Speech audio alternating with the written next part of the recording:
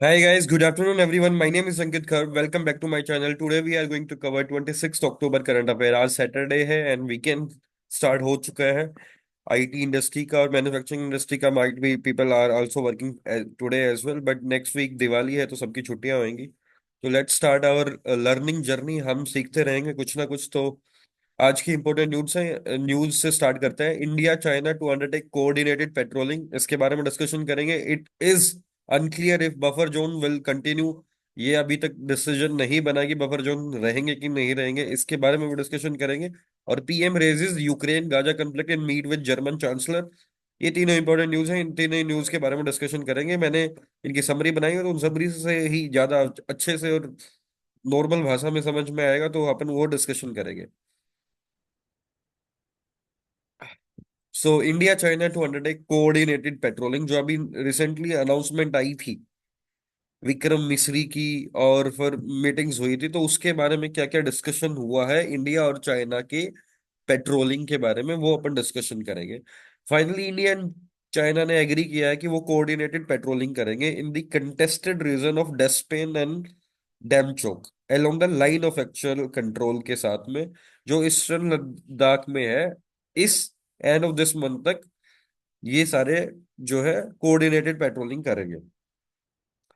Chinese petrol साथ में वहां पे वो, और चाइनीज को बिना ऑब्स्ट्रक्शन के इंडिया पेट्रोलिंग करने देगी यंगस्टे रीजन में, जो कि अरुणाचल प्रदेश में है। और जो डिसंगेजमेंट प्लान वो किया है कि रिस्टोर करना चाहते कंडीशन जो अप्रैल 2020 से पहले थी। इंडियन को पेट्रोलिंग करने के लिए रोक दिया गया था by Chinese person in Depsang plains now regain access to the patrolling points 10, 11, 8, 12 and 13, this area. This re-establishment of patrol rights follows a series of high-level diplomatic and military negotiation with the corps commander level discussions, finalizing the disengagement and patrolling specifics on Monday. तो Monday को ये होगा finally. यंगस्टे में क्या है कि agreed that China petrol कर सकते हैं विदा बिना कोई ब्लॉकिंग के। चाइना का इंडिया के साथ अरुणाचल प्रदेश में 2011 से चल रहा है। Open witnesses large patrol formation from the Chinese side. Both sides have agreed to coordinate patrol schedule to avoid direct confrontation between troops. एक एक शेड्यूल भी बनेगा, उसके बेसिस पे ट्रूप्स जो है वो पेट्रोलिंग कर पाएंगे। और विंटर सीजन में माइट भी टेम्परली सस्पेंड कर सकते हैं वेदर कंडीशंस के चक्कर में पेट्रोलिंग। ये था मेन निचोड़ उस चीज का।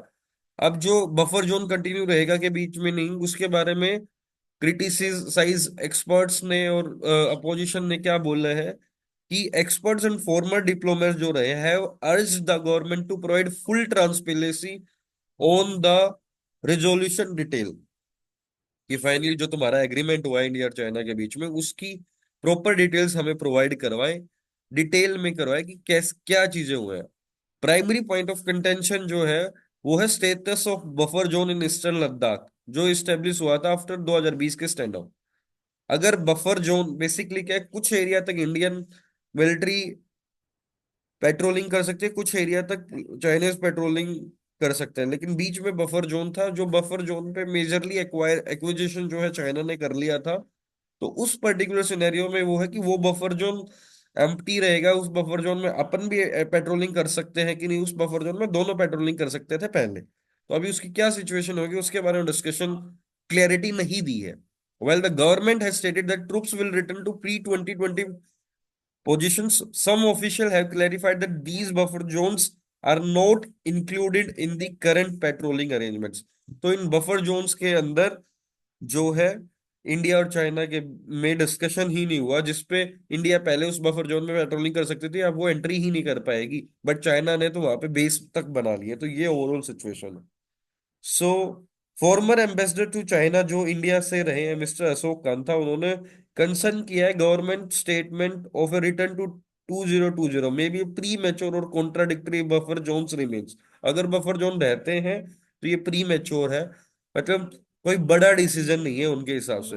Expectation for disengagement might have been set too low, suggesting a lack of completion in the disengagement process. Ministry of External Affairs hasn't clarified whether buffer zones will remain despite maintaining there is no contradiction. उसके बाद ये mister Jaishankar ने जो remark दिया था कि new patrolling agreement हुआ है, both sides had effectively turn the 2020 situation. Experts like Manoj Joshi of the Observer Research Foundation noted ambiguity around the buffer zones and whether the new agreement permits patrolling within them. Kantha cautioned that a business as usual approach may be unwise as structural issues between the two countries remain. ये कह रहा है business approach जो as usual है वो approach unwise है क्योंकि structural issues जो है बिटवीन द टू कंट्रीज वो अभी भी परसिस्ट है. इंडिया को विजिलेंट रहना चाहिए and current disengagement is not a reset of the relation. Farmer foreign secretary Nirupa Rao ने एक्नोलेज किया है कि progress acknowledge the progress but stress that both nations must continue to bolster peace and confidence building measures to ensure long term stability. तो ये था overall कि stability बना के रखनी है, पीस बना के रखनी है निरूपा राव ने. लेकिन जो है दोनों को, बोथ नेशंस को जो है पीस और इसके साथ में विजिलेंट भी रहना पड़ेगा डिसएंगेजमेंट की वजह से. सारे क्रिटिक्स ने अपने अपने व्यू दिए.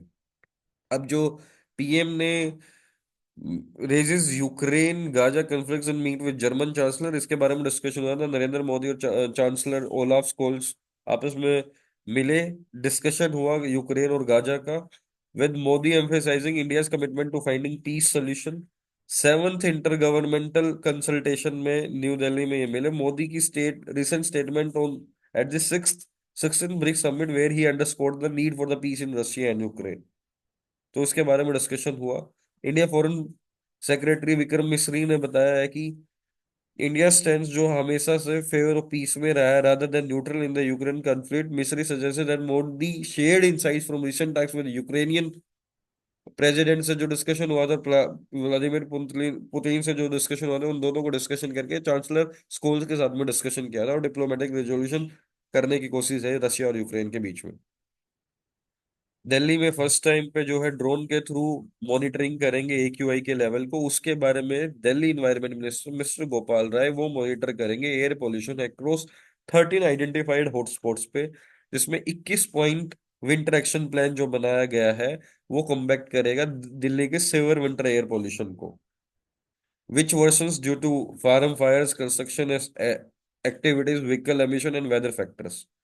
जो ड्रोन है वो सेंसर्स के साथ इक्विप किए जाएंगे. कलेक्टेड डाटा एट 120 मीटर की हाइट पे इन वजीराबाद वो एनालाइज किया जाएगा to develop the targeted measure. Basically वो पता लगेगा तब जाके करेंगे कि कौन सा एक्शन पे कैसे लेना है. और इफ सक्सेसफुल तो drone mapping will be expanded across the city. Additional measure जो है 80 anti smoke guns, 372 surveillance teams और mechanical road sweeping machines deployed to control dust pollution. As a result, Delhi Quality Index showed slight improvement from very poor to poor ahead of Deepavali. Supreme Court to examine plea to do away with the VIP treatment in temples. ये किसी ने petition लगाई है. आजकल की मंदिर में भी या कहीं पे भी लोगों को वीआईपी ट्रीटमेंट मिलता है और लोग वहां पे पहुंच जाते हैं. तो इसके बाद इस न्यूज के बारे में डिस्कशन कर लेते हैं. सुप्रीम कोर्ट ने एक्सेप्ट कर ली है पेटिशन बाय मिस्टर विजय किशोर गोस्वामी, जिसने आर्ग्यू किया है कि वीआईपी कल्चर जो है वो डिस्क्रिमिनेट करता है फाइनेंशियल मींस पे, violating the fundamental rights to the equality, dignity and religious freedom पे. तो चैलेंज किया है imposition of the VIP entries and preferential treatment given to selected individuals at temple which often results in long waiting times.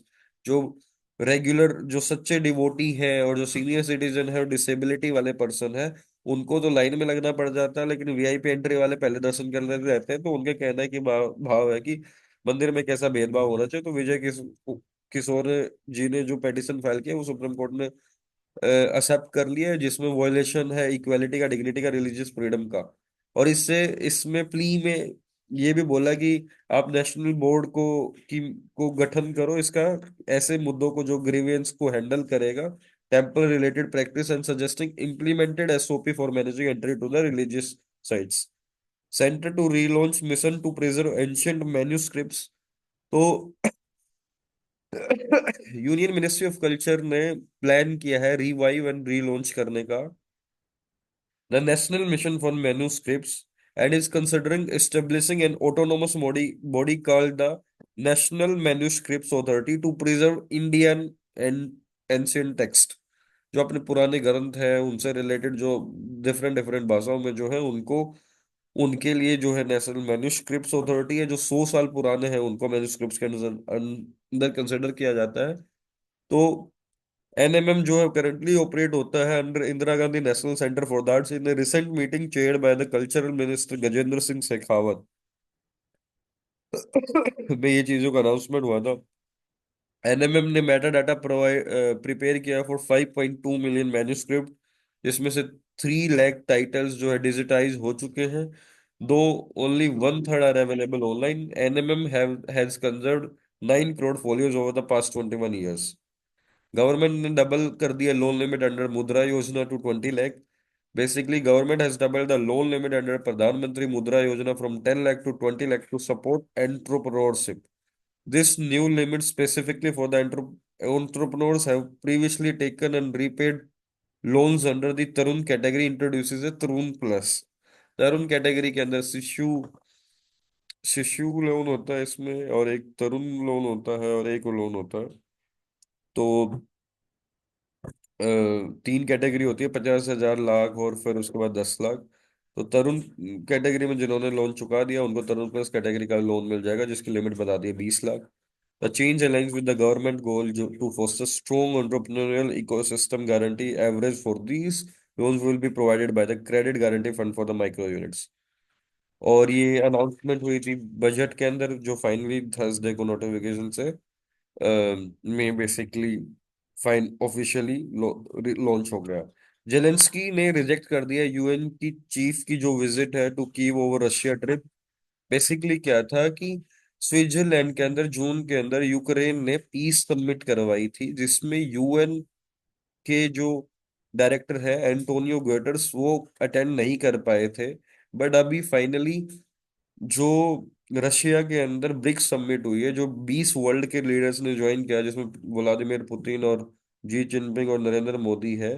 तो वहां पे एक ग्यूटर्स जो है उन्होंने वो ज्वाइन कर ली मीटिंग ब्रिक्स की और उसमें ये बोला कि मैंने तो ये डिस्कशन किया है कि just peace in Ukraine and reiterated that Russia invasion violated the UN charter. But जो उसकी प्लान विजिट थी यूक्रेन में वो यूक्रेन के प्रेसिडेंट वोलोदोमिर जेलेंस्की ने डिक्लाइन कर दी है बिकॉज उन्होंने ब्रिक्स में कजान में रशिया में पार्ट समिट में पार्ट लिया। बल्कि उनका कहना यह है कि मैंने तो वहां पे भी पीस का वो रखा और आपके यहाँ पे भी हुआ तो बट प्रेसिडेंट का कहने का मतलब ये है कि ये स्ट्रॉन्ग मैसेज जाता है यूएन की रेपुटेशन को डैमेज करता है कि आप पीस वाली समिट में नहीं आते और ऐसी समिट्स में जाते हो।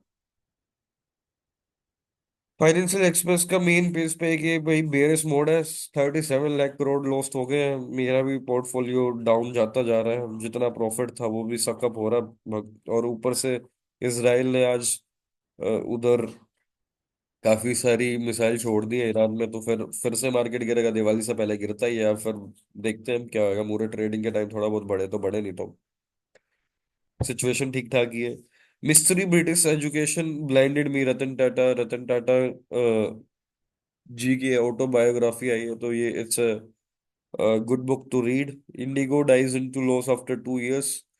बेसिकली इसने अपना कैपेसिटी एक्सपेंशन किया है तो ये कैपेक्स में गया है रादर देन इट्स की अर्निंग और उसमें सो ओवरऑल जो है it's a good form itself क्योंकि 2,000 से ज्यादा स्पेस क्राफ्ट कर लिए इसने। यूट्यूब ने पार्टनर किया है मिंत्रा और फ्लिपकार्ट के लिए फॉर शॉपिंग बिजनेस। ये एफिलिएट प्रोग्राम चलाएंगे क्रिएटर्स को अलाउ करेंगे to earn by recommending products across videos shorts और लाइव स्ट्रीम्स के अंदर। ओवरऑल 2023 में लगभग 30 billion hours of shopping related content watch किया गया है। तो इसलिए ये अपने जो क्रिएटर्स हैं उनको अलाउ कर रहे हैं मिंत्रा और फ्लिपकार्ट के प्रोडक्ट्स को एफिलिएट करने के लिए अपनी वीडियोस में। Nvidia pips Apple as the world's most valuable company.